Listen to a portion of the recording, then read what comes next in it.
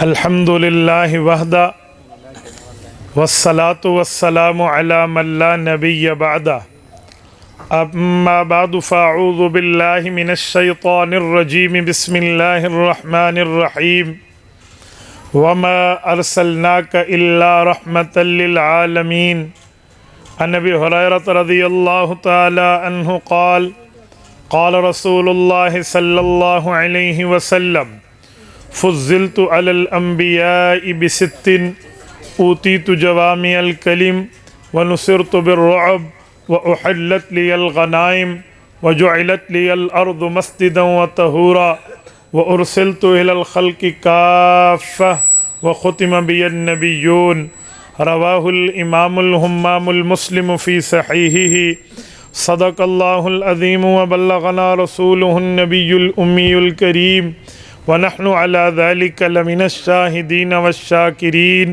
والحمد للہ رب العالمین۔ نام محمد سے دلوں کو سرور ملتا ہے صلی اللہ علیہ وسلم۔ نام محمد سے دلوں کو سرور ملتا ہے، نگاہ فکر کو تازہ شعور ملتا ہے۔ نصیب کیسا بھی ہو واسطہ احمد کا دے کے، نصیب کیسا بھی ہو وسیلہ محمد کا دے کے، خدا سے جو بھی مانگیں ضرور ملتا ہے۔ معزز دوستو، بستی سکھانی تحصیل توسہ شریف ضلع ڈیرہ غازی خان کے دوستو، میں آپ حضرات کی خدمت میں آج 10 نومبر 2021 بروز بدھ کو حضرت مولانا عبدالغفور اللہ پاک ان کی عمر میں برکات عطا فرمائے اور ہمارے مخدوم بزرگ ان کی دعوت پرخلوص پر میں آپ کی خدمت میں موجود ہوں۔ معزز دوستو، میرے ذمہ عنوان ہے سیرت النبی، سیرت صحابہ، سیرت اہل بیت۔ میں آپ کی خدمت میں انہی تینوں عنوانات پر بات پیش کروں گا، بس آپ توجہ میری طرف رکھیں، میری آنکھوں میں آنکھیں ڈالیں تو انشاءاللہ تعالی میں نے آپ کا وقت ضائع نہیں ہونے دینا۔ میرے دوستو، رب کریم کا کرم اور احسان ہے کہ اللہ رب العزت نے آپ کو اور مجھے اپنے پاک پیغمبر کا کلمہ عطا فرمایا ہے۔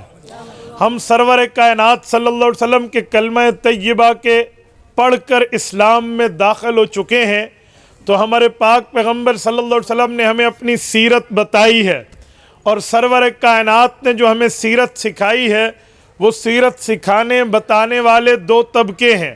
ایک طبقہ وہ ہے جو پیغمبر کے شاگرد ہیں، ایک طبقہ وہ ہے جو پیغمبر کے فیملی ممبر اور خاندانی لوگ ہیں۔ جو پیغمبر کے شاگرد ہیں ان کو پیغمبر کا یارانہ کہتے ہیں، اور جو پیغمبر کی فیملی ہے اسے پیغمبر کا گھرانہ کہتے ہیں۔ تو صحابہ پیغمبر کے یارانے کا نام ہے، اہل بیت پیغمبر کے گھرانے کا نام۔ ہم پیغمبر کے گھرانے کے بھی قائل ہیں، پیغمبر کریم کے یارانے کے بھی قائل ہیں۔ ہم وہ نہیں ہیں کہ ہم ایک کی بات کر کے دوسرے کو چھوڑ دیں، یا ہم وہ نہیں ہیں ہم دوسرے کی بات کو کر کے پہلے کی بات کو چھوڑ دیں۔ ہمارا تعلق دعوت تبلیغ سے ہے، اور ہمارے تبلیغ کے بزرگ ہمیں بتاتے ہیں پورے دین پر چلو گے کامیابی ملے گی، ادھورے دین پر چلو گے کامیابی نہیں ملے گی۔ اس بنیاد پہ ہم کہتے ہیں ہم پیغمبر کے پورے تعلق والوں کو مانتے ہیں، ادھورے تعلق والوں کو نہیں مانتے۔ تو یارانہ بھی مانتے ہیں اور گھرانہ بھی مانتے ہیں۔ ہم یارانے کی محبت میں گھرانے پر چھوڑنے کے قائل نہیں ہیں، اور گھرانے کے پیار میں یارانے سے دشمنی کے قائل نہیں ہیں۔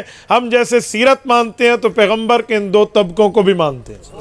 میں سیرت، صحابہ اور اہل بیت ان تینوں پر بات کرنے کے لیے سوچ رہا تھا کہ بات کیا کروں۔ راستے میں آتے ہوئے میرے ذہن میں قرآن کریم کی ایک سورت آئی ہے، اس میں پیغمبر کی سیرت بھی ہے، پیغمبر کے گھرانے کا ذکر بھی ہے اور یارانے کا ذکر بھی ہے۔ سورت نمبر 33 سورت احزاب، یہ 21ویں پارے سے شروع ہو کے 22ویں پارے میں 9 رکوع میں ختم ہوتی ہے۔ میں اس سے پہلے سیرت پر بات کرتا ہوں، اور اس کے بعد صحابہ، اور اس کے بعد اہل بیت پر۔ توجہ ہے؟ توجہ ہے نا؟ رب کریم نے سورت نمبر 33 سورت احزاب آیت نمبر 44، 45، 46، 47، 48 5 آیات میں رسول پاک کی سیرت کو یوں ذکر کیا ہے۔ پہلے میں آیت، پھر ترجمہ، پھر مطلب رکھ رہا ہوں۔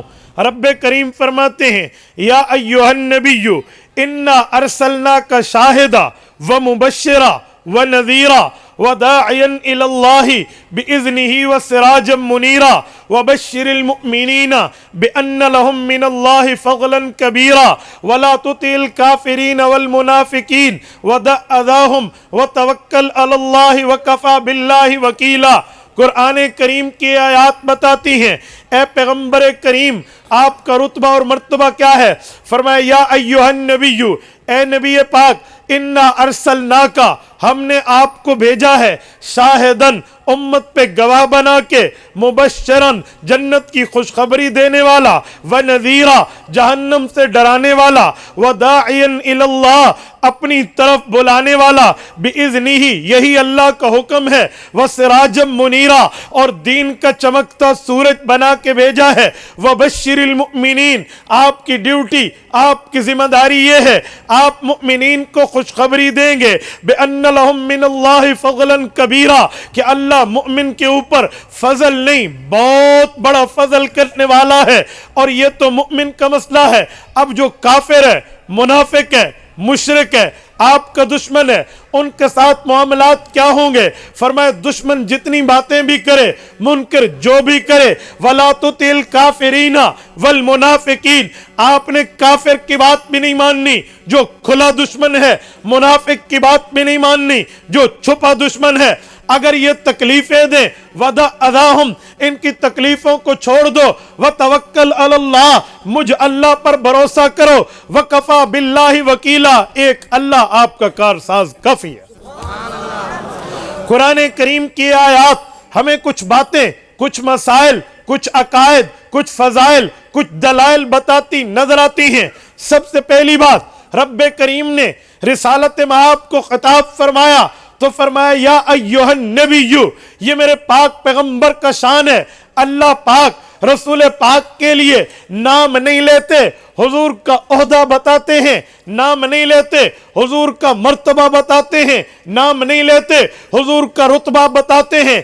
बड़ा आदमी आपके सामने हो तो आप उसे उसका रुतबा देकर कहते हैं जनाब सदर मोहतरम जनाब फलां ओहदे का नाम लेकर उसकी इज्जत बताते हैं। तो अल्लाह पाक ने नाम बाकी अंबिया का तो लिया या आदम उस्कुन कहा या दाऊद कहा या मूसा कहा या ईसा कहा उन अंबिया का नाम लिया इज्जत का नाम लिया मकाम दिया लेकिन मेरे पाक पैगंबर को रब ने नाम के साथ साथ ओहदे का ओहदेदार बताया।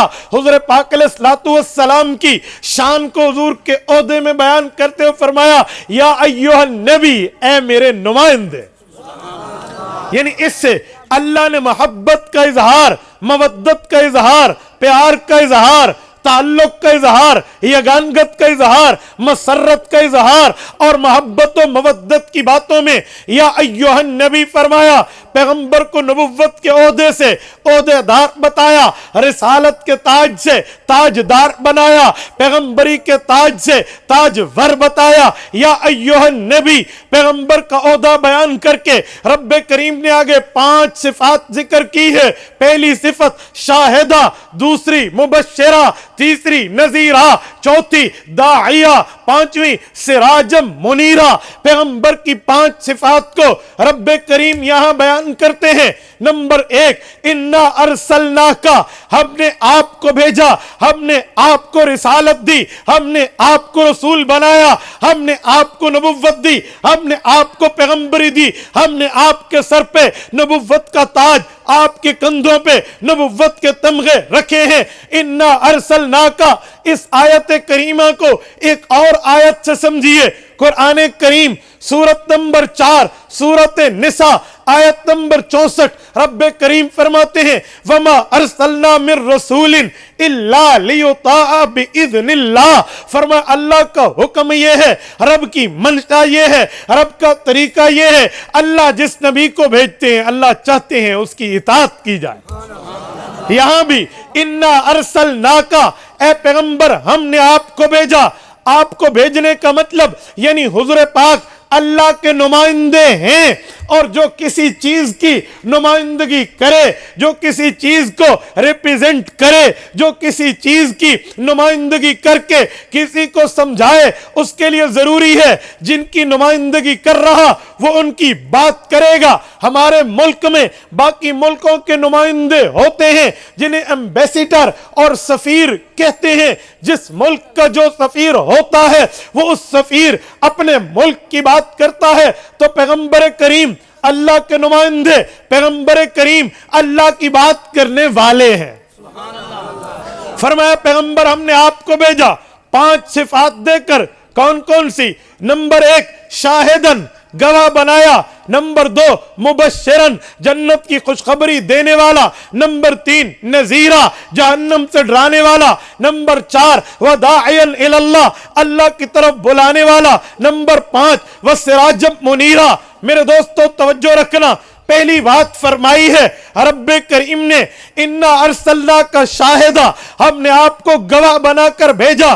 پیغمبر کریم جب تک دنیا میں موجود تھے، رسالت مآب صحابہ کرام کے امور کو دیکھتے، اہل بیت عظام کے معاملات کو دیکھتے، امت کی باتوں کے اوپر مطلع ہوتے، حضور گواہ تھے، ایک ایک چیز کو دیکھتے تھے۔ لیکن جب پیغمبر کریم رسالت مآب نے دنیا سے پردہ فرمایا، قبر مبارک میں تشریف لے گئے، رب نے قبر کو جنت کا باغ بنا کے وہاں حیات النبی کر دی، پیغمبر کو زندگی دے دی۔ پیغمبر کریم اپنی قبر مبارک میں زندہ، اب گواہی کیسے ہے؟ اب تو رسول اللہ اپنی قبر مبارک میں ہے، جب تک تھے حضور گواہ تھے، صحابہ پر، اہل بیت پر، اپنے شاگردوں پر، اپنی جماعت پر۔ اب دنیا سے چلے گئے، دنیا سے پردہ فرما گئے، اب گواہ کیسے ہیں؟ میرے دوستو یاد رکھنا، آیت سمجھ لائے، پیغمبر کی حدیث کو اٹھاؤ، آیت اور حدیث کو ملاؤ،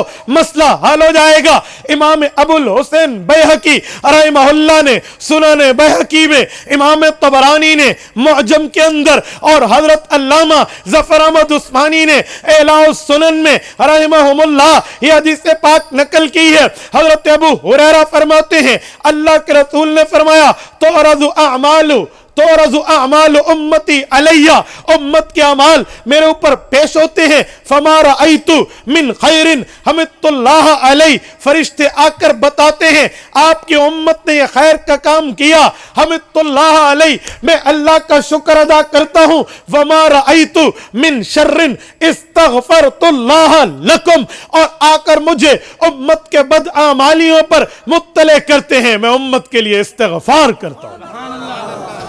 قرآن کریم کی آیت سمجھ لائے، حدیث پاک سے ملاؤ، نہ سمجھ آئے اور آیات ڈھونڈو، تشریح مل جائے گی۔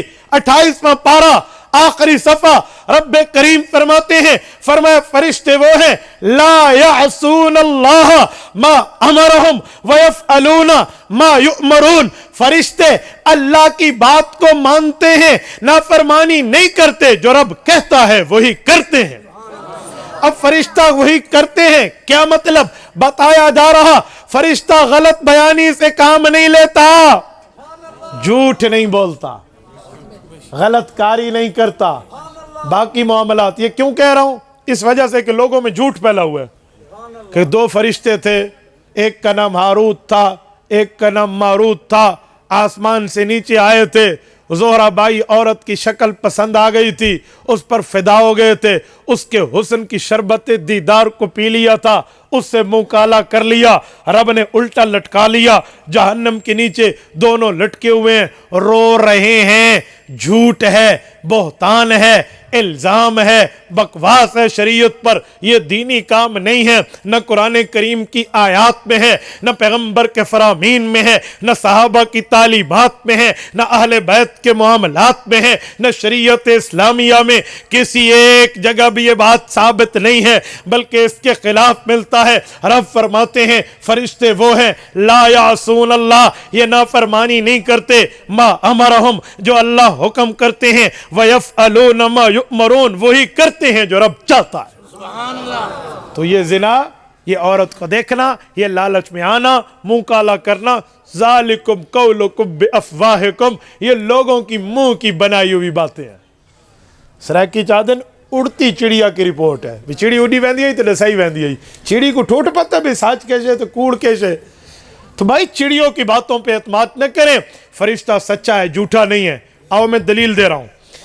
मैंने कहा पैगंबर करीम जब तक थे गवाह थे, अब फरिश्ते जाते हैं हुजूर को उम्मत के अमाल बताते हैं, फरिश्ते पहुंचते हैं उम्मत के मामलात से मुत्तले करते हैं, और फरिश्ता झूठ बोलता तो हुजूर पाक उसकी बात पे एतमाद न करते बल्कि हुजूर एतमाद करते हैं, क्योंकि फरिश्ता झूठ नहीं बोलता, फरिश्ता गुनाह नहीं करता, फरिश्ता खता नहीं करता, फरिश्ता गलती नहीं करता, फरिश्ता नाफरमानी नहीं करता, वही करता है जो रब कहता है। तो सच्ची बात हुजूर तक पहुंचती है, क़यामत में इस सच्ची बात की बुनियाद पे हुजूर गवाही देंगे तो हुजूर गवाह है।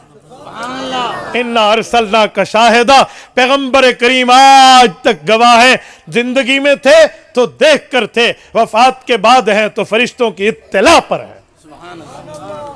पहली बात। नंबर 2, वह मुबश्शिरा, पैगंबर की जिम्मेदारी ये है कि वो ईमान वाले को, इस्लाम वाले को, ईकान वाले को, शरीयत वाले को, दीन वाले को वो जन्नत की खुशखबरी देगा। हदीस पाक में है या नहीं है? रसूल पाक अलैहिस्सलाम ने फरमाया मन क़ाल ला इलाहा इल्लल्लाह दख़लल जन्नह।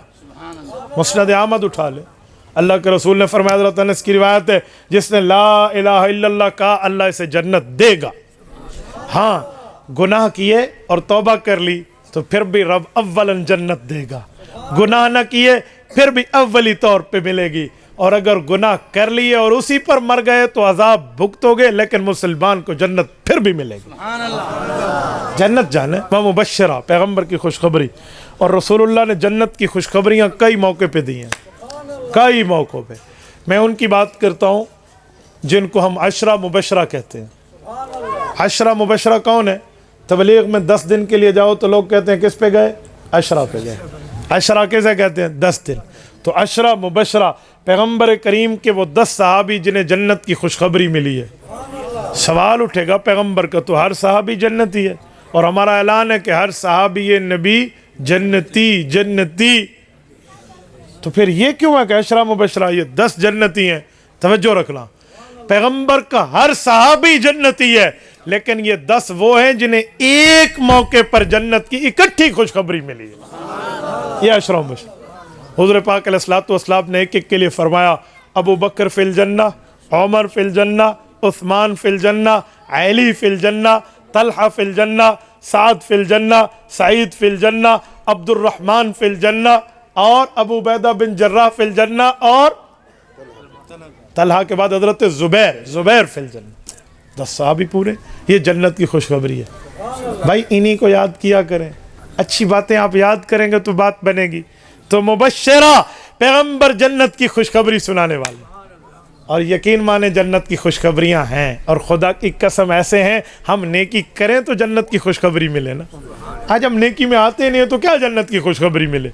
तो पैगंबर की दूसरी ड्यूटी वह मुबश्शिरा, पैगंबर जन्नत की खुशखबरी सुनाते हैं, जन्नत की बात बताते हैं, इबादत पे तरगीब देते हैं, नेकी की बात पे ऐसा समझाते हैं कि जन्नत को दिल मांगना शुरू कर देता है। तभी तो कुरान कहता है वफी ज़ालिका फल्यतनाफसिल मुतनाफिसून, पारा नंबर 30 दूसरा पाओ और सूरत मुतफ्फिफीन, रब्बे कायनात ने फरमाया ए लोगों अगर तुमने लालच करना है तो जन्नत का लालच करो, तनाफुस, जन्नत में आगे बढ़ो।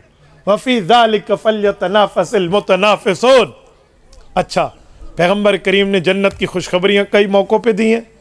अब सुने, मैं एक जुमला मज़ीद कहने लगा हूँ।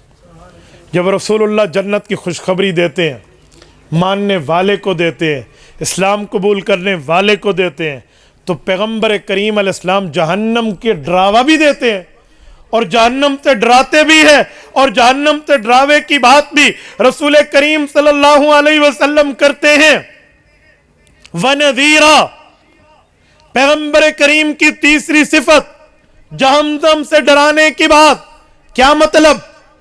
जहन्नम से डरावे कमाना, तंजीम पैदा करना इसे कहते हैं, नज़्म ज़ब्त रखना इसे कहते हैं, डिसिप्लिन इसे कहते हैं।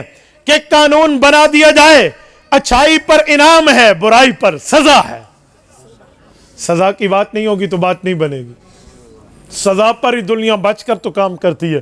تو پیغمبر کریم کو جہنم سے ڈراوے والا فرمایا گیا کہ آپ نے جہنم سے ڈراوے کی بات کرنی ہے.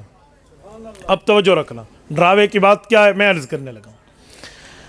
رسول پاک علیہ السلام نے ایک ایک موقع پر جہنم سے ڈرایا, اور حدیث پاک میں اللہ کے رسول نے فرمایا انا نذیر العریان, فرمایا میں واضح طور پہ تمہیں جہنم سے ڈرا رہا ہوں اور تم لوگ جہنم میں پڑے جا رہے ہو اور میں تمہاری کمروں سے پکڑ کے تمہیں کھینچے جا رہا ہوں. اور واقعی پیغمبر کی ڈیوٹی یہ ہے کہ رسالت مآب پہ کلمہ پڑھ کے آنے والا 100 سال کا کافر کیوں نہ ہو, رب جہنم سے پھر بھی بچا لیتا. تو میرے دوستو, جہنم سے بچنے کی ترتیبیں رکھیے. غلطی ہو جائے تو معافی مانگیے, گناہ ہو جائے تو خطا ہو جائے تو توبہ کیجئے, جہنم سے بچ جائیے. جہنم بہت سخت چیز ہے. میں مسند امام اعظم میں امام اعظم ابو حنیفہ رحمہ اللہ کی روایت کردہ ایک حدیث پاک کو لایا ہوں. حضرت عبداللہ ابن مسعود رضی اللہ تعالیٰ عنہ ارشاد فرماتے ہیں, میرے پاک پیغمبر نے فرمایا کہ جو اس امت کا آخری جہنمی جہنم سے نکلے گا, کیسے نکلے گا؟ فرمایا ہوگا یوں کہ جبرائیل امین جہنم کے قریب سے گزریں گے اور وہ ایک آواز سنیں گے. وہ آواز ہوگی یا حنان یا منان, اللہ کو پکار رہا ہوگا بندہ. تو جبرائیل کہیں گے سارے جہنم سے مسلمان نکل کے جنت چلے گئے, اب تو سارے کافر بچے, یہ آواز کون لگا رہا ہے؟ تو اللہ کے دربار میں آ کے سجدہ کریں گے. رب کریم کہیں گے سر اٹھا, حضرت جبرائیل سر اٹھائیں گے. حضرت عبداللہ ابن مسعود کی روایت مسند احمد جلد اول میں موجود ہے. رسول پاک علیہ السلام اللہ پاک باوجود جاننے کے پوچھیں گے جبرائیل کیا مسئلہ ہے؟ کہ یا اللہ جہنم میں یا حنان یا منان کی آواز آ رہی ہے تو آپ کا ایک ماننے والا اندر رہ گیا ہے. تو رب فرمائیں گے جاؤ, مالک جو دروغہ کنٹرولر آف دا جہنم, جہنم کا کمانڈر ہے, اسے کہو وہ لے آئے. وہ جائیں گے, دروغہ جہنم تڑپ اٹھے گا, اچھا اللہ کا حکم آیا. وہ جائے گا, دیکھ دیکھ دیکھ کے واپس آ جائے گا, کہے گا مجھے تو کوئی نہیں ملا. حالانکہ حضرت رسول اللہ نے فرمایا کہ وہ جو مالک فرشتہ ہے وہ جہنمیوں کو ایسے جانتا ہے جیسے ماں اپنے بچے کو جانتی ہے. وہ کہے گا جہنم بہت ابل رہی ہے, میں نہیں دیکھ پایا کون ہے. جبرائیل پھر آ کر سجدہ کریں گے. رب کریم فرمائیں گے بندہ کہاں ہے جس کو لانا تھا؟ کہا یا اللہ یوں یوں معاملہ ہے. کہا اچھا مالک کو کہہ جہنم کا فلاں کونا, فلاں جگہ, فلاں بیڑیوں میں فلاں بندہ کہہ دے اسے نکالنا. اسے جب مالک جائے گا تو وجدہ مطروحا مذموما, روایات میں ہے کہ اس کے ہاتھ بندھے ہوئے اور وہ ایک ذلت کی شکل میں ملے گا. اور پھر اس کے بعد اسے نکال کے لائیں گے اور اسے نہر حیات میں ڈالیں گے اور اس کو دوبارہ زندگی تر و تازہ جسم ملے گا. جبرائیل امین پکڑ کے اسے دربار الہی میں لائیں گے اور رب کریم اس کو اپنے سامنے کھڑا کر کے پوچھیں گے بتا میں نے تمہیں طاقت دی تھی, حسن دیا تھا, قوت دی تھی, مال دیا تھا, عمر دی تھی؟ کہے گا جی ہاں. تو کہا پھر کیوں میرے نافرمانی میں خرچ کیے؟ تو یہ ایک ہی جواب دے گا, کہے گا میرا اللہ میرے پاس آج کوئی جواب نہیں بچا, میں مانتا ہوں میں نے سب کچھ کیا لیکن میری ایک نیکی تو مان کہ آج تک جہنم میں پڑا ہوں لیکن تجھے پکارنا میں نے پھر بھی نہیں چھوڑا. اب بھی تو یا حنان یا منان کہہ رہا ہوں. حنان کا معنی نرمی کرنے والے, منان کا معنی احسان کرنے والے. کہ میرے مولا آج تک مجھے امید آپ سے ہے کہ آپ ہی نے رحمت کرنی. فرمایا رب کریم اسے اجازت دیں گے کہ اب تو چاہتا کیا ہے؟ تو کہے گا اللہ احسان آپ پورا ہی کرتے ہیں, ادھورا نہیں کرتے. جب آپ نے مجھے جہنم سے نکال لیا تو میں اپنا فیوچر اور مستقبل سمجھ گیا. طرح فرمائیں گے اے جبرائیل اسے بھی جنت داخل کر دو. رسول پاک علیہ السلام نے فرمایا کہ میں جانتا ہوں اس آدمی کو یہ آخری جنتی, اللہ نے مجھے بتایا آخری جہنمی ہے. تو یہ جہنم سے بچانے پر تو حضور آخری تک کے معاملات تک پہنچے ہوئے ہیں اور میرا پاک پیغمبر جنت اور جہنم کا خود وزٹ کر کے آیا ہے, جنت اور جہنم کو آنکھوں سے دیکھ کر آئے ہیں. تو وَنَذِيرًا پیغمبر کی تیسری صفت بیان فرمائی کہ پیغمبر کریم جہنم سے بچانے والے. چوتھی صفت وَدَاعِيًا إِلَى اللَّهِ اللہ کی طرف بلانے والے. اور حضور پاک علیہ السلام نے کبھی ایک لحظہ, ایک لمحہ, ایک وقت ایسا ضائع بھی نہیں کیا جو اللہ کے لیے بلانا اور حضور نے نہ بلایا. آپ اسد الغابہ اٹھائیں, الاصابہ اٹھائیں, آپ کو ملے گا کہ رسول پاک علیہ السلام نے اس موقع پر بھی کسی شخص کو کلمہ پڑھانا پڑا تو پڑھا دیا کہ ابھی رسول پاک علیہ السلام سواری پر ٹھہرے ہوئے ہیں اور سائل جو پوچھنے آیا ہے وہ بھی سواری پر ٹھہرا ہے, نیچے اترنے کا انتظار نہیں کیا, التعلیم علی الدابہ, وہاں پر کلمہ پڑھا دیا. یعنی رسالت امام یہ وداعی الی اللہ ہے اس موقع پر بھی کہ ہو سکتا ہے اگلی عمر اس کی نہ بچی ہو, کلمہ تو ایک بار پڑھ کے اللہ پاک کے دربار میں آ جائے. اور واقعی ایسے لوگ ہیں. حضرت اسیرم رضی اللہ عنہ ایک صحابی ہیں. حضرت ابو ہریرہ باقی صحابہ اکرام سے پوچھے تھے بتاؤ ما صام ولا صلی ودخل الجنہ, کہا بتاؤ جس نے نماز بھی نہیں پڑھی روزہ بھی نہیں رکھا اور ہے جنتی. وہ کہتے یہ کون ہے؟ تو حضرت ابو ہریرہ فرماتے میں جانتا ہوں, فلاں جنگ میں ایک شخص آیا تھا, جہاد کا وقت تھا, کلمہ طیبہ پڑھ کے مسلمان ہوا, حضور پاک علیہ السلام پر جان قربان کر دی, نہ نماز کا وقت آیا نہ روزے پر. حضور نے فرمایا عمل تو بہت تھوڑا ہے, اجر بہت بڑا ہے, کہ وہ جنتی ہے. تو وداعی الی اللہ, پیغمبر علیہ السلام یوں اللہ کی طرف بلانے والے ہر موقع پہ. وَالسِّرَاجًا مُنِيرًا, پانچویں صفت کہ پیغمبر کریم چمکتا سورج ہے. کیا مطلب؟ یہ رسول اللہ کو تسلی ہے اور امت کے اس طبقہ کو جو صحابہ اور اہل بیت حضور پاک کے ساتھ کمر سے کندھے سے کندھا ملا کر تعاون پہ ٹھہرے ہیں, ان کو تسلی ہے کہ جیسے سورج آئے, کوئی جتنی بڑی دیوار کھڑی کر لے کہ سورج کو میں روک لوں گا وہ نہیں روک سکتا. سورج آئے جتنی طاقتیں خرچ کر لے کہ سورج کے راستے میں بند باندھوں گا نہیں باندھ سکتا. سورج اپنی طاقت آب و تاب سے نکلتا ہے تو پیغمبر کریم کی شریعت کے راستے میں بھی کوئی نہیں آ پائے.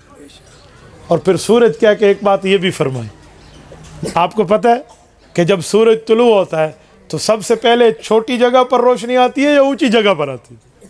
اونچائی پر, اونچی درخت کی شاخوں پر, اونچی چوٹیوں پر, بلند و بالا مقامات پر کیا آتی ہے؟ روشنی. تو یہ بات ارشاد فرمائی کہ پیغمبر سورج ہے, یعنی جب طلوع ہوں گے تو امت کا افضل ترین طبقہ پیغمبر کے صحابہ اور اہل بیت پہ حضور کی روشنی پڑے گی. سب سے پہلے ان کے پاس روشنی آئے گی.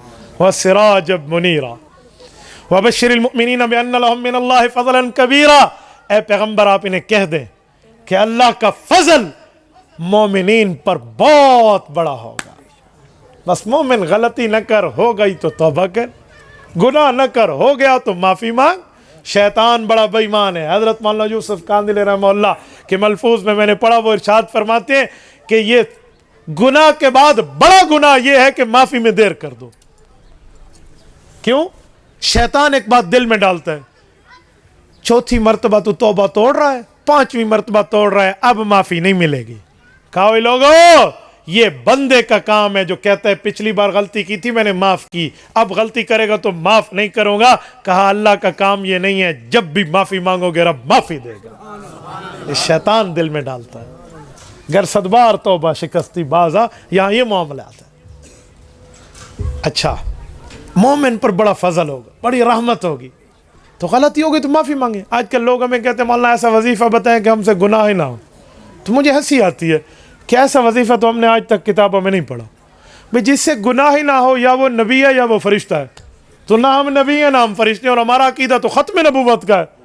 تو بھائی ہم کہاں سے تمہیں ایسا وظیفہ دے؟ ہم سے غلطی ہوگی, اس کا علاج ہے معافی مانگ کے ختم کرا لیں گے. بس بندہ کرے نہیں, ہو جائے تو توبہ کر لے, ہو جائے تو توبہ کر لو. توبہ میں کیوں دیر کرتے ہو یار؟ لڑائی ہو جائے تو راضی نامہ کر لیں. اللہ پاک سے توبہ مانگنے میں کون سی مشکل ہے؟ اور وَلَا تُطِعِ الْكَافِرِينَ وَالْمُنَافِقِينَ, فرمایا پیغمبر جو کھلا دشمن ہو بات اس کی بھی نہیں ماننی, اور جو اس کے بعد آئے اپنا من کے بات اس کی بھی نہیں ماننی اگر وہ مخالف کی شکل میں ہو. تو مخالفت کی شکل میں ہو تو بات اس کی بھی نہیں ماننی. کیا مطلب؟ لالچیں دیں گے, کہیں گے یہ لو لے لو یہ لے لو. وہ آیا نہیں تھے ابو طالب حضور پاک علیہ السلام کے چاچو کے پاس کہ اپنے بھتیجے کو کہہ دو کوئی لڑکی چاہیے تو دیتے ہیں, مال چاہیے تو دیتے ہیں, حکومت چاہیے تو دیتے ہیں, اور یہ چھوڑ دیں. تو حضور نے فرمایا تھا یا امی لو وضعوا الشمس علی یمینی والقمر علی یساری الا ان اترک ھذا الامر ما ترکتہ. میرے پیارے چچا جان ابو طالب, یہ کافر مجھے لالچیں دینے آئے, انہیں کہہ دے آسمان کا سورج میرے دائیں پر اور آسمان کا چاند میرے بائیں ہاتھ پہ رکھ دیں، کہیں شریعت چھوڑ دو، میں انہیں زمین پہ پھینک دوں گا، دین نہیں چھوڑوں گا۔ تو وَلَا تُطِعِ الْكَافِرِينَ وَالْمُنَافِقِينَ۔ اچھا جب وہ تکلیفیں دیں، جب وہ ظلم کریں، وہ پروپیگنڈا کریں اور بکواسیات میں زبانیں دراز کریں، تو کیا کیا جائے؟ رب کریم نے کیا فرمایا؟ فرمایا وَدَّ أَذَاهُمْ، چھوڑ دیں ان کی تکلیفوں کو، فکر نہ کریں ان کی تکالیف کی، جو کرتے ہیں کرنے دو۔ کیوں؟ وَتَوَكَّلْ عَلَى اللَّهِ، اللہ پر بھروسہ کرو۔ یار محمد کریم اور اس کی جماعت کا ڈنکا قیامت تک گونجتا رہے گا، اور پیغمبر کریم کے مخالفین کے نام رکھنے پہ آج امت تیار نہیں ہے۔ کوئی مشرک بھی ایسا نہیں ہے جو اپنے بچے کا نام ابو جہل کے نام پہ رکھے، کوئی کافر بھی ایسا نہیں ہے جو اپنے بچے کا نام ابو جہل کے نام پہ رکھے۔ جو ٹکرایا وہ پاش پاش ہو گیا۔ ان شانئک ھو الابتر، پیغمبر کا دشمن ذلیل و خوار ہو کر جائے گا، اور دشمن پر قیامت تک لعنتیں برستی رہیں گی، اور رسالت مآب کا نام دنیا میں گونجتا رہے گا۔ اے دنیا کیا، امام زمخشری نے سورت نمبر 94 سورت علم نشرہ ورفعنا لک ذکرک کتاب کشاف میں لکھا ہے کہ پیغمبر کریم کے نام کو اللہ نے اتنی بلندی دی ہے، دنیا میں اذان، نماز، روزہ، خطبہ، ہر جگہ حضور کا نام ہے، لیکن بندہ قبر میں جائے گا، اللہ کے سوال کے بعد حضور کے نام کا سوال ہوگا۔ حضور کے نام کو تو اللہ نے اتنا اپنے ساتھ جوڑ دیا۔ وَتَوَكَّلْ عَلَى اللَّهِ، اللہ پر توکل کرنا۔ وَكَفَى بِاللَّهِ وَكِيلًا، اللہ آپ کا مددگار اکیلا ہی کافی ہے۔ اور خدا کی قسم دنیا ایک طرف ہو جائے، تمام کے تمام لوگ ایک طرف ہو جائیں، اور اللہ کا معاملہ ایک طرف ہے، تو اللہ کافی ہے۔ یہ تو ہوئی سیرت النبی پر۔ آؤ میں اب سیرت صحابہ پر ایک دو جملے دیتا ہوں، اور پھر اس کے بعد سیرت اہل بیت پر توجہ رکھنا۔ سیرت النبی کے ساتھ سیرت صحابہ کی ایک بات ذہن میں رکھنا، رسول پاک صلی اللہ علیہ وآلہ وسلم کے صحابہ کرام وہ ہیں جنہوں نے پیغمبر کریم سے اتنی محبت کی ہے، اتنا پیار کیا ہے، اتنی زیادہ حضور پاک کی اطاعت میں آگے گئے ہیں کہ اللہ نے ان کے ایمان کی گواہی اپنے الفاظ میں دی ہے۔ وہ کیا گواہی ہے؟ توجہ رکھنا۔ رب کریم فرماتے ہیں من المؤمنین رجال، بلکہ میں پوری آیت پڑھ کے آپ کی خدمت میں رکھ دیتا ہوں۔ فرمایا لقد کان لکم فی رسول اللہ اسوۃ حسنہ، یہ سورت نمبر 21 کی، سورت نمبر 33 کی آیت نمبر 21 ہے سورت احزاب کی۔ لقد کان لکم فی رسول اللہ اسوۃ حسنہ، بے شک پیغمبر کی زندگی تمہارے لیے بہترین نمونہ ہے۔ لمن کان یرجو اللہ، جو اللہ پر امید رکھے، والیوم الآخر، قیامت کے ماننے پر امید رکھے، والیوم الآخر، وذکر اللہ کثیرا، اور اللہ کی زیادہ کثرت سے یاد کرے۔ ولما رأى المؤمنون الاحزاب، میرے پاک پیغمبر آپ کے صحابہ وہ ہیں جب یہ کافروں کے لشکر کو دیکھتے ہیں نا کہ وہ لڑنے کے لیے آ رہا، تو یہ ڈرتے نہیں ہیں۔ قالوا هذا ما وعدنا اللہ ورسولہ وصدق اللہ ورسولہ، تو یہ کہتے ہیں کہ ہاں یہ آ گئے لشکر ہم سے لڑنے، ہمارے ساتھ اللہ نے وعدہ کیا اور رسول اللہ نے وعدہ کیا اور سچ کیا۔ یہ دشمن کو دیکھ کے ڈرتے نہیں ہیں، ان کے قدم ڈگمگاتے نہیں ہیں، یہ پیچھے نہیں ہٹتے، یہ ہٹنے والے نہیں، ڈٹ کے کٹنے والے لوگ ہیں۔ اور یہ کہتے ہیں وَمَا زَادَهُمْ إِلَّا إِيمَانًا وَتَسْلِيمًا، یہ کافروں کی زیادہ چالوں کو دیکھ کے ان سے لڑتے ہیں، ان کی ایمان بھی بڑھتے ہیں، ان کی اطاعت بھی بڑھتی ہے۔ یعنی صحابہ کرام کی جرت و بہادری کو بیان کی کہ صحابہ کرام میں مقام و مرتبہ اتنا ہے۔ اور آگے کیا فرمایا؟ فرمایا مِنَ الْمُؤْمِنِينَ رِجَالٌ صَدَقُوا مَا عَاهَدُوا اللَّهَ عَلَيْهِ، یہ وہ لوگ ہیں جنہوں نے اللہ سے کیا ہوا وعدہ نبھا دیا، یعنی شہید ہو گئے۔ کچھ تو یہ ہیں فَمِنْهُمْ مَنْ قَضَى نَحْبَهُ، وعدے کو نبھا کر شہید ہو گئے کچھ، فَمِنْهُمْ مَنْ يَنْتَظِرُ، اور بعض لوگ ابھی بیٹھے ہوئے ہیں کہ وقت آئے گا تو ہم بھی جام شہادت نوش کریں گے، وہ تیار ہیں۔ وَمَا بَدَّلُوا تَبْدِيلًا، اے پیغمبر یہ آپ سے وعدہ کرتے ہیں تو بدلتے نہیں ہیں، آپ سے بات کرتے ہیں تو تبدیلی نہیں کرتے، آپ کے ہاتھ میں ہاتھ دے کر بیعت کرتے ہیں، سوال کرتے ہیں تو اس سوال سے پیچھے ہٹتے نہیں ہیں، جو وعدہ آپ ان سے لیتے ہیں یہ اس وعدے پر پورا رہتے ہیں۔ اگلا جملہ فرمایا قیامت کا دن آئے گا، میں قیامت کے دن کیوں قائم کروں گا؟ لیجزی اللہ الصادقین بصدقہم، میں ان سچوں کو ان کی سچائی پر اجر دوں گا. وَيُعَذِّبَ الْمُنَافِقِينَ إِنْ شَاءَ أَوْ يَتُوبَ عَلَيْهِمْ, اور کچھ منافق ہوں گے تو انہیں عذاب دوں گا, معافی مانگیں گے تو معاف کر دوں گا. ان اللہ کان غفور الرحیم, رب کریم بہت بڑا گناہوں کو بخش کر اگلی زندگی پر رحمت کرنے والا. یہ پیغمبر کے صحابہ کے لیے فرمایا. اور میرے دوستو, رسول پاک علیہ الصلوۃ والسلام کے صحابہ کرام وہ لوگ ہیں جن کو قرآن کریم نے ان کے ارادوں کی اچھائی بھی حضور کو بتا دی. ارادہ تو دل میں اللہ جانتا ہے, دل کے بھید تو ساتھ بیٹھنے والا بھی نہیں جانتا. باپ اپنے بیٹے کے دل کی بات نہیں جانتا, بیٹا اپنے ابے کی بات نہیں جانتا, ماں بیٹے کی, بیٹی ماں کی بات نہیں جانتی. کیوں؟ دل کا معاملہ کس کے معاملے میں؟ اللہ فرما رہا ہے ان کے دل میں سچائی ہے, اللہ فرما رہے ہیں ان کے دل میں ایمان ہے, اللہ فرما رہے ہیں ان کے دل میں معاملات ٹھیک ہے. اور آج ہمیں کوئی بندہ صحابہ کرام کے بارے میں اوپر نیچے کی بات سنائے تو اس کا مطلب ہے وہ قرآن کریم کی ان آیات سے منہ پھیر چکا ہے, اور جو قرآن کی آیات سے منہ پھیرے اسے اپنا علاج خود سمجھ جانا چاہیے. تو پیغمبر کے صحابہ کا ایمان اتنا بڑا. آؤ تیسرے نمبر پہ پیغمبر کی اہل بیت پر آئے. رسول پاک علیہ السلام کی اہل بیت کا مقام و مرتبہ کیا ہے؟ اب توجہ رکھنا, میں پہلے قرآن کریم کی آیت پڑھ دیتا ہوں, پھر ترجمہ اور پھر مطلب سننا. رب کریم فرماتے ہیں وَمَن يَقْنُتْ مِنكُنَّ لِلَّهِ وَرَسُولِهِ وَتَعْمَلْ صَالِحًا نُؤْتِهَا أَجْرَهَا مَرَّتَيْنِ وَآتَدْنَا لَهَا رِزْقًا كَرِيمًا. اے پیغمبر کی بیویوں, تم میں جو بھی تقوی اختیار کر رہی اور نیک عمل کر رہی ہے, اللہ اس کو ایک نیکی پر 2 گنا ڈبل اجر دے گا. وَآتَدْنَا لَهَا رِزْقًا كَرِيمًا, ان کے لیے جنت میں اللہ نے بہترین رزق تیار کر رکھا ہے. یا نساء النبی, اے پیغمبر کی بیویوں, لستن کاحد من النساء, تمہارا رتبہ وہ نہیں ہے جو عام عورتوں کا ہے. ان اتقیتن, تم نے تقوی اختیار کرتے رہنا ہے. فلا تخضعن بالقول, کسی غیر محرم سے بات کرنی پڑے نرمی سے عورت بات نہ کرے. فیطمع الذی فی قلبہ مرض, اگر غیر محرم سے بات میں نرمی کرو گے اس کے دل میں مرض پڑ جائے گا. وقلن قولا معروفا, اور آپ اچھی اور دستور کے موافق بات کیا کرو. وقرن فی بیوتکن, اپنے گھروں میں مضبوطی سے رہو. ولا تبرجن تبرج الجاہلیت الاولی, یوں نہ نکلو جیسے جاہلیت کی کافر عورتیں گھروں سے نکلتی تھی. واقمنا الصلاۃ, نماز قائم کرنا تمہاری ذمہ داری. وآتینا الزکاۃ, زکوٰۃ کی ادائیگی تمہاری ذمہ داری. وأطعنا اللہ ورسولہ, اللہ کے رسول کی اطاعت کرنا تمہاری ذمہ داری. انما یرید اللہ لیذہب عنکم الرجس اہل البیت, اللہ یہ چاہتا ہے کہ پلیتی تم سے لے جائے اے پیغمبر کے گھر والوں. ویطہرکم, تمہیں پاک کر دے. تطہیرا, جیسے پاک کرنے کا حق ہے. واذکرن ما یتلی فی بیوتکن, جو تمہارے گھروں میں تلاوت ہو رہی ہے اسے یاد کرو. من آیات اللہ, وہ اللہ کا قرآن کیوں نہ ہو. والحکمہ, پیغمبر کی حدیثیں کیوں نہ ہو, اسے یاد کرنا تمہارا کام ہے. ان اللہ کان لطیفا خبیرا, اللہ بہت باریک بین اور خبردار, تمہارے اعمال سے یاد رکھنے والا ہے. یہ پیغمبر کی اہل بیت پر بات ہے.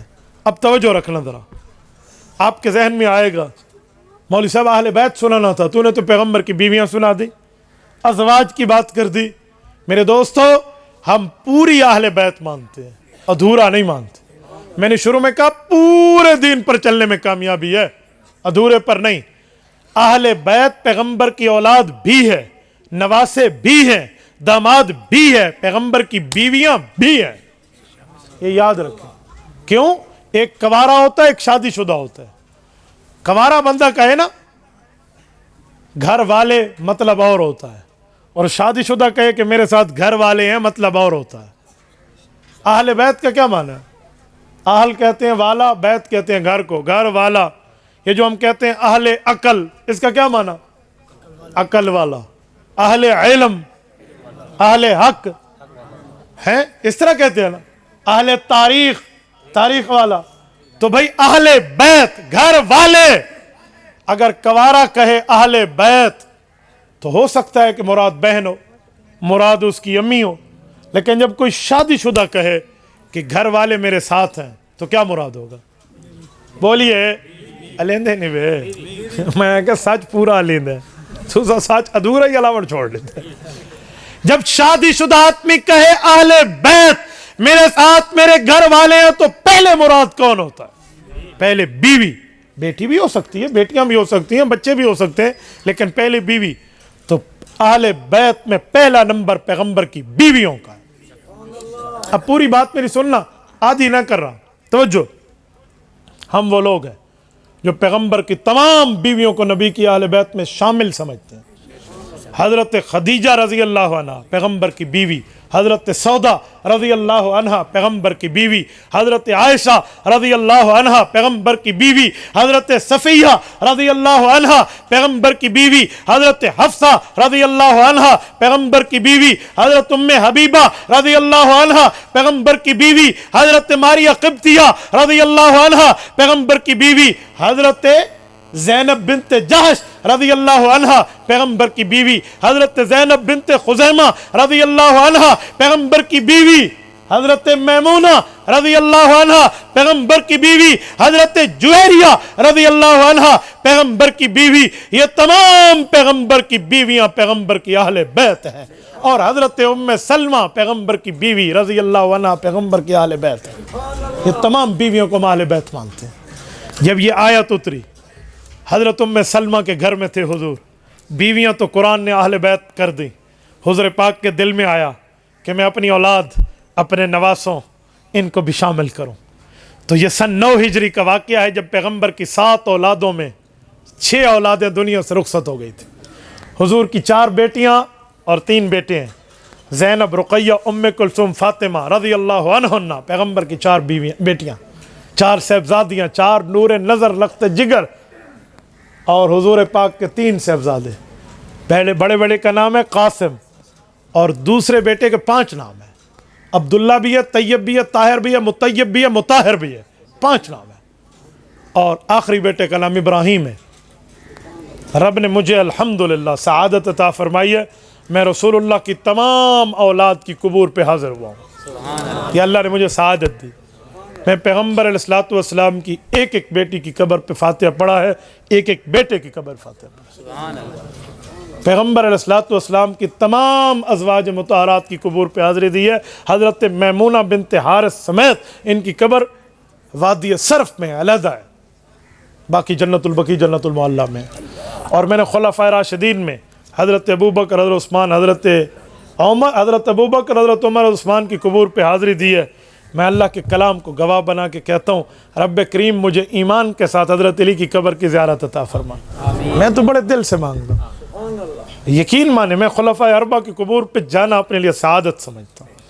میں نے ایمان کی شرط ساتھ لگائی ہے کہ آپ سمجھ گئے ہوں گے میں کہنا کیا چاہتا ہوں. توجہ رکھنا. تو رسول پاک علیہ السلام پر جب یہ آیت اتر رہی تھی، حضور پاک کی 6 اولادیں دنیا سے رخصت ہو گئے.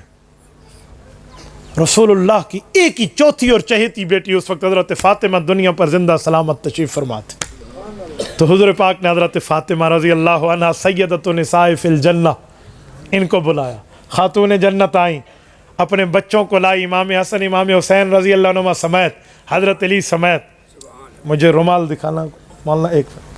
رسول پاک علیہ السلام کی کالی کملی ہوتی تھی. حضرت ام سلمہ فرماتی ہیں رضی اللہ عنہ کہ رسالت مآب علیہ السلام نے جب ان کو بلایا، اہل بیت کی آیت اتر چکی تھی، بیویاں بن چکی تھی، تو حضور پاک علیہ السلام نے یوں چادر کھولی اور چادر اپنی اولاد پہ یوں سایہ کر دیا. بیٹی بھی ہے، نواسے بھی ہیں، داماد بھی ہیں. سایہ کر کے دعا کی، میرے مولا اللہم ہؤلاء اہل بیتی فتطہرہم تطہیرا.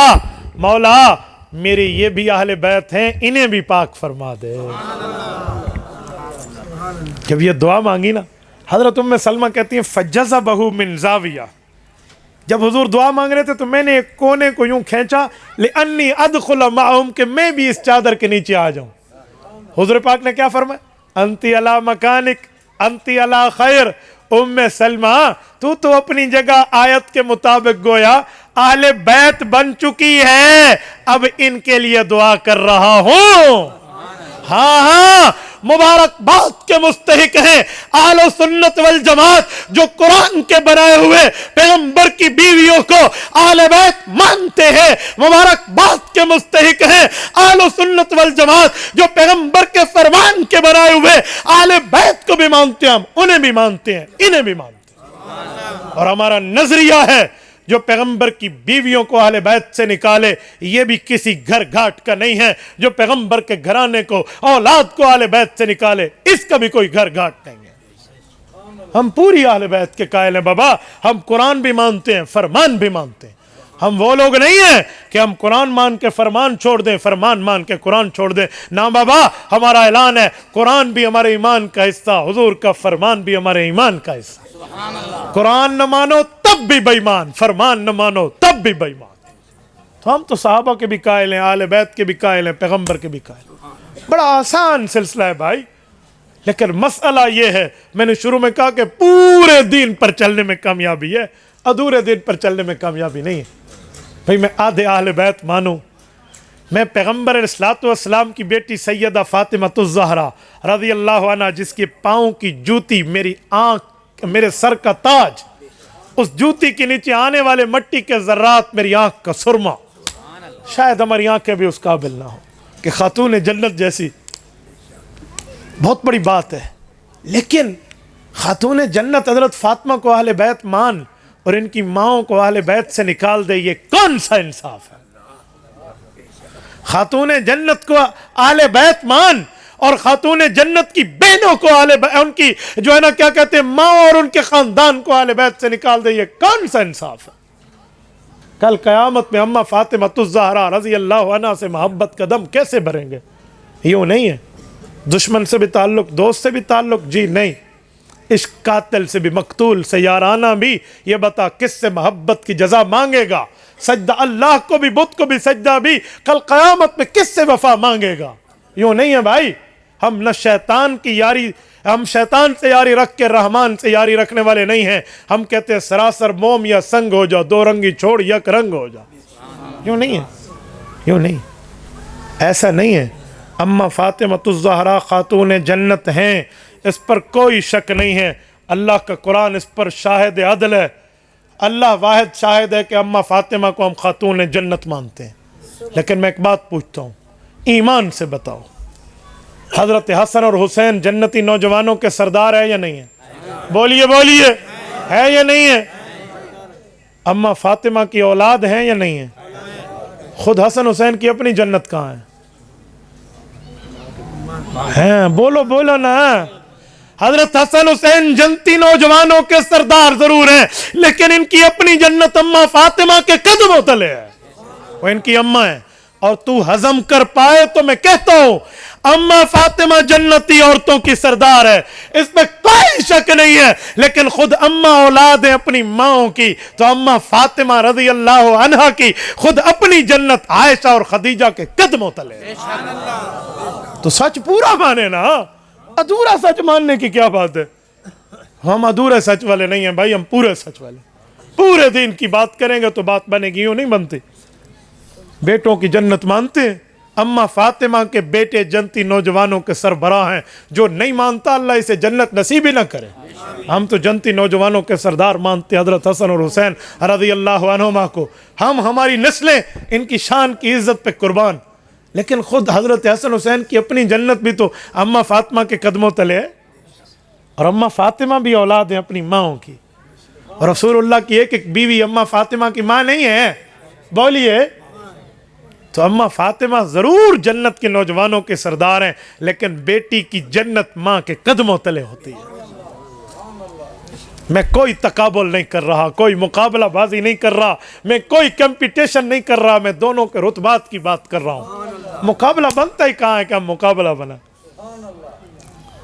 لوگ عجیب عجیب پوچھتے ہیں کہ آپ حضرت عائشہ کو بھی مانتے ہیں اور اماں فاطمہ کو بھی مانتے ہیں. کوئی ظالم اگر یوں کہے کہ بیوی کو خاوند طلاق دے دے تو رشتہ ختم ہو جاتا ہے، لیکن بیٹی کو تو باپ طلاق نہیں دے سکتا. اماں فاطمہ سے حضور پاک کا تعلق بہت مضبوط ہے، لیکن اماں عائشہ سے حضور پاک کا تعلق کچا ہے کہ طلاق کے بعد. میں نے کہا ظالم، طلاق کی بات تو تب کرتا جب طلاق ہو سکتی. اب تو دنیا میں بھی بیوی ہے، آخرت میں بھی بیوی ہے اماں.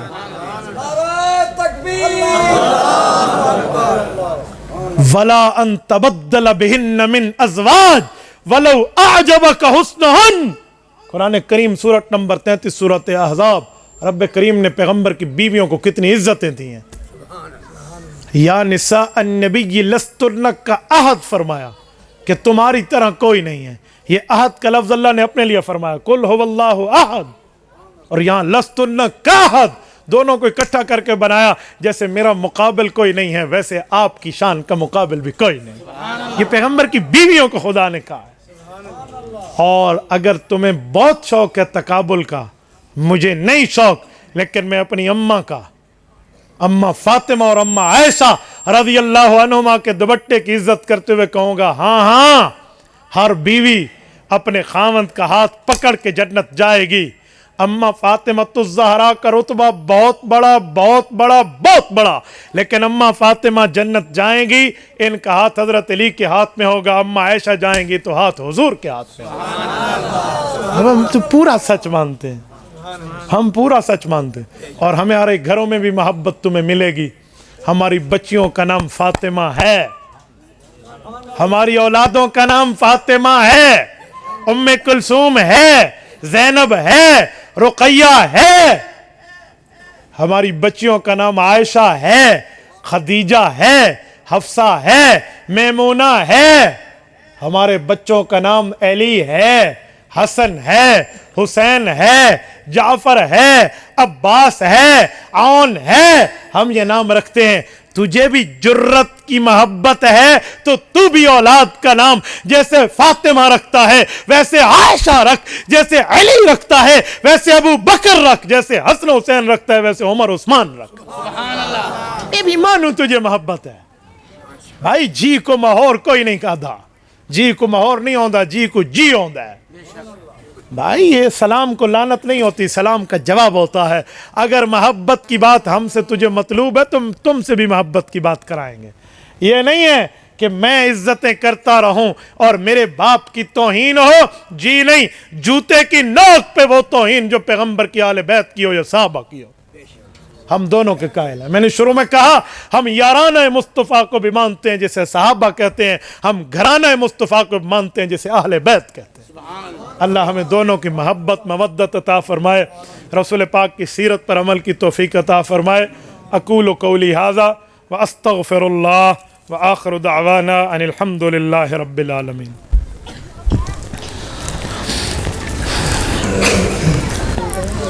سوال ہے کہ جب اللہ تعالیٰ ہر جگہ پر ہیں تو آپ علیہ السلام کو معراج کے لیے عرش پر کیوں بلایا گیا؟ بابا اللہ تعالیٰ بغیر جسم کے ہر جگہ ہے، لیکن معراج پر حضور پاک کو عرش پہ کیوں بلایا گیا؟ میں آپ سے سوال کرتا ہوں، جب اللہ ہر جگہ ہے تو حضرت موسیٰ علیہ السلام کو کوہ طور پر ملاقات کے لیے کیوں بلایا گیا؟ حضرت موسیٰ کہاں تھے؟ کوہ طور پر گئے تھے. تم تو کہتے ہو اللہ صرف عرش پر ہے اس لیے حضور پاک عرش پہ گئے. جب صرف عرش پر ہے تو حضرت موسیٰ علیہ السلام کوہ طور پہ کیوں گئے تھے؟ جو جواب آپ کا وہ میرا. نمبر 2، یہ جو ہم جاتے ہیں کعبۃ اللہ تو کیا کہتے ہیں کس کے گھر گئے؟ تو یہ اللہ کے گھر حاجی کیوں جاتا ہے؟ اللہ تو ہر جگہ ہے. مجھے اس کا جواب تم دے دو. آؤ سنو، اس کا جواب تیرے پاس نہیں ہوگا، اہل حق ہی دیں گے. میں کہتا ہوں اللہ ہر جگہ ہے، جسم سے پاک ہے، لیکن اللہ سامنے والے ملاقاتی کی حیثیت دیکھتے ہیں.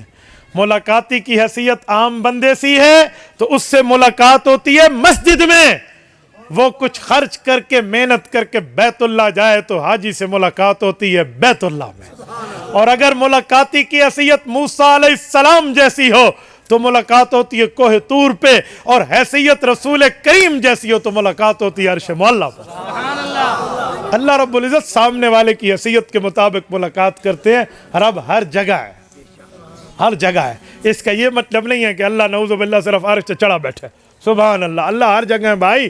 عرش بھی اللہ کے قبضے میں، کرسی بھی اللہ کے قبضے میں، زمین بھی اللہ کے قبضے میں، آسمان بھی اللہ کے قبضے میں. اور میں حیران ہوں اس مسئلے پر، بعض بندوں کے دماغ خراب ہیں. بس اللہ ہدایت عطا فرمائے. صاحب پوچھتے ہیں جنازے کے بعد دعا کا حکم. جی بالکل، جنازے کے بعد دعا ہے لیکن قبر پر. ہم جنازے کے بعد دعا کے قائل ہیں کیونکہ وہ دعا حضور پاک علیہ السلام نے مانگی. ہم حضور کے طریقے پہ ہیں بھائی. یہ کوئی لڑنے کی بات نہیں ہے. نہ میں آپ کو چڑھانے کے لیے سوال کر رہا ہوں، نہ آپ مجھے چڑھانے کے لیے کہہ رہے. سمجھنے سمجھانے کی بات ہے. منہ پہ داڑھی اور سر پہ پگڑی اور مسجد میں بیٹھ کے اللہ کے قرآن کے سامنے کوئی جھوٹ کیوں بولو بھائی؟ تو بھائی جنازہ حضور نے پڑھایا ہے، سلام کے بعد کوئی دعا نہیں مانگی. اگر مانگی ہے خدا کی قسم میں مانگنے کے لیے تیار ہوں, مجھے وہ دعا کے لفظ لکھ کر بھیج دو, لکھ کر بھیج دو. آپ مسجد آتے ہیں کون سے دعا پڑھتے ہیں؟ آپ نے لفظ کیوں بتائے ہیں؟ کیونکہ سونے نے منگی ہے دعا. آپ کو فوراً لفظ یاد ہے کہ حضور نے مانگی ہے. نکلتے وقت آپ کون سی دعا پڑھتے ہیں؟ آپ کو کیوں لفظ یاد ہے؟ باقی اور دعا تو کوئی نہیں مانگتے, اللہ میں کو رزق دے چاہ, اللہ مجھے رزق دے دے, یہ دعا مانگتے؟ تو کوئی مانگو, کوئی کیوں مانگے, وہ مانگے جو حضور نے مانگی ہے. تو آپ کو یہ دعا یاد ہے. سوتے وقت کون سی دعا پڑھتے ہیں؟ آپ کو کیوں یاد ہے؟ اسی لیے کہ حضور نے مانگی ہے, لفظ یاد ہے. اٹھتے وقت الحمدللہ الذی احیانا بعد, ہاں تو آپ کو کیوں یاد ہے کہ حضور نے مانگی؟ تو حضور نے جنازے کے سلام کے بعد کون سی مانگی ہے؟ میرے بھائی یہ کاغذ ہے, پین اپنی جیب سے خود نکال لے, اس پر تو مجھے وہ لفظ لکھ کے بھیج دے, اللہ کی قسم میں قرآن اٹھا رہا ہوں, میں دعا مانگوں گا,